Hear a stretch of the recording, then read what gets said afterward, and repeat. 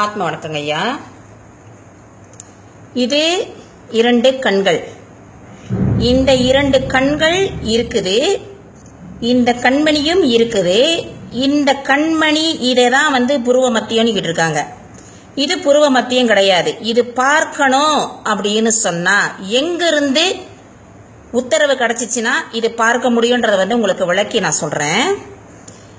இந்த கண்களை ஐபால், இது 2 ஐபால், இது 2ஐயும் பிடித்து கொண்டு இருப்பது இந்த 2 நாடி. இந்த நாடிக்கு பெயர் கூர்மன் என்ற நாடி. இது 2ம் இந்த பிட்யூட்டரி, இது பிட்யூட்டரி கிளாண்ட். இந்த கிளாண்டுக்கு முன்னுக்கு தான் இந்த இடது கண் இப்படி இப்படி கிராஸ் பண்ணோம், வலது கண் இப்படி இப்படி கிராஸ் பண்ணோம்.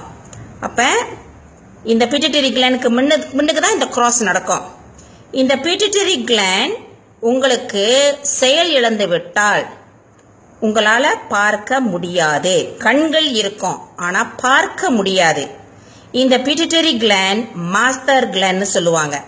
இது செயலிழந்து விட்டால் உங்களுடைய பஞ்சேந்திரியங்கள் வேலை செய்யாது. சரி, இப்ப இது வேலை செய்யாம போயிருச்சு. ஆனா பீனியல் என்பது இந்த இடத்துல இருக்குது, இது ஹைபோதாலமஸ். இந்த இடம் வேலை செய்யாம போயிருச்சு. ஆனா பீனியல் பிராணன் உற்பத்தியாகுகின்ற ஒரு இடம். இந்த பீனியல் கிளாண்ட் தான் உங்களுடைய அகக்கண். இது உத்தரவு, இதுதான் உங்களுக்கு இன்ஸ்ட்ரக்ஷன் கொடுக்கணும். இது இன்ஸ்ட்ரக்ஷன் கொடுத்தாதான் இது இங்க வேலை செய்யணும்.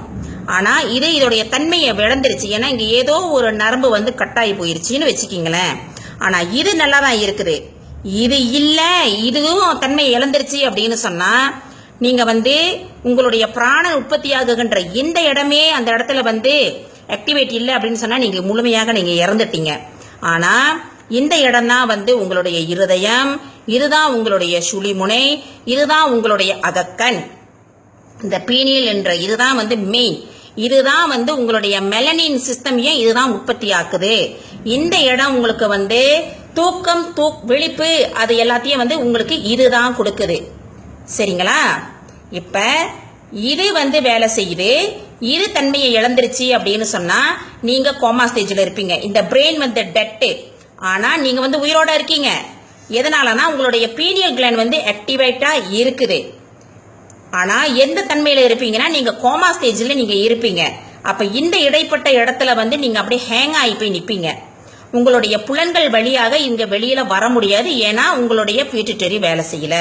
அப்ப பல வருடத்துக்கு பிறகு, 1 வருஷம் 2 வருஷத்துக்கு பிறகு இந்த பீனியல் கிளாண்ட் மறுபடியும் இந்த பிராணன் மூலியமாக இந்த பிட்யூட்டரியை சரி செய்தால்தான் நீங்க விழிப்புணர்வுக்கு வர வேண்டும். அப்ப பிராணன் எங்க உற்பத்தி ஆகுதுன்னா இங்க இல்ல, பிராணன் இங்க தான் உற்பத்தி ஆகுன்றது.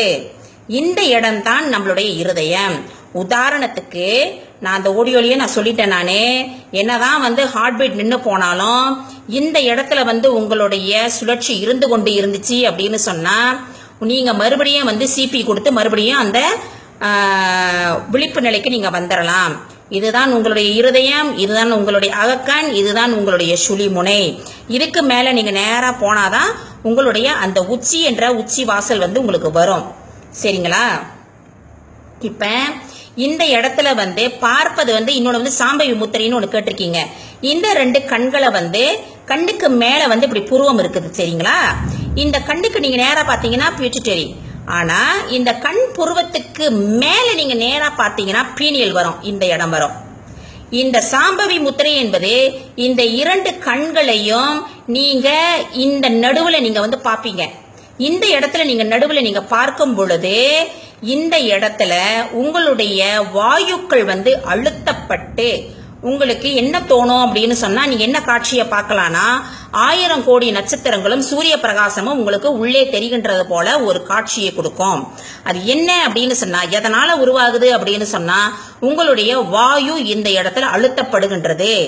இந்த 2 கண்களையும் நீங்க சாம்பவி முத்திரை அப்படின்னு சொல்லி நீங்க மேல தூக்கி நீங்க பார்க்கும் பொழுது இந்த இடத்துல அழுத்தப்பட்டு இந்த காட்சிகளை கொடுக்குது.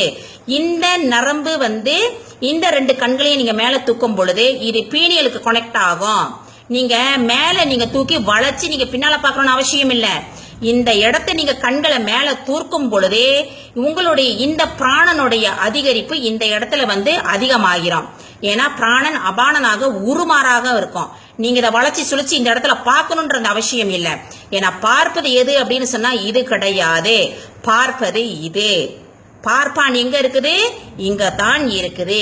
இதுவே அகக்கண், இதுவே சுழிமுனை, இதுவே புருவ மத்தியம். இந்த இடம் கிடையாது.